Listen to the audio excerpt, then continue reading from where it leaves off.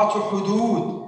مهما طولنا، مهما قصرنا، مهما طالت أعمارنا في الدنيا أيها المؤمنون، ليس لنا إلا 4 حدود أن نتعداها ولن نتعداها.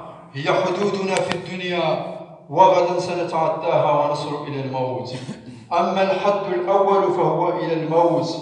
الموت أيها الأحباب الذي لم يترك صاحبا ولا حبيبا، الذي لا يفرق بين صغير ولا كبير، الذي أخرج الملوك من القصور إلى القبور، الذي لم يترك صاحبا ولا حبيبا، الموت الذي لا يفرق بين ذكر ولا أنثى، الموت الذي أخرج الناس من غيهم ومعاصيهم وذنوبهم وطاعتهم وأسكنهم القبور بلا استئذان، الموت الذي إذا ما حل ضيفا حل عليك إما أن يكون ضيفا خفيفا وإما أن يحل عليك ضيفا ثقيلا والعياذ بالله.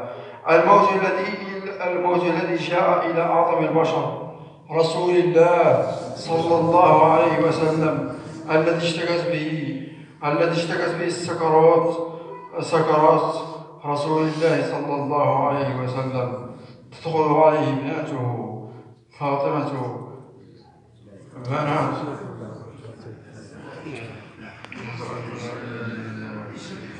أشهد أن لا إله إلا الله، أشهد أن لا إله إلا الله،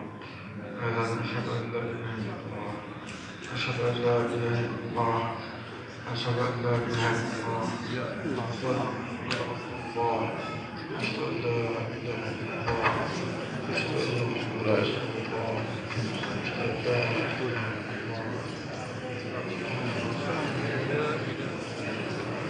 لا لا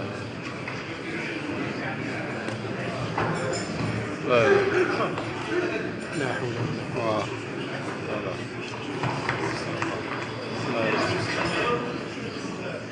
لا لا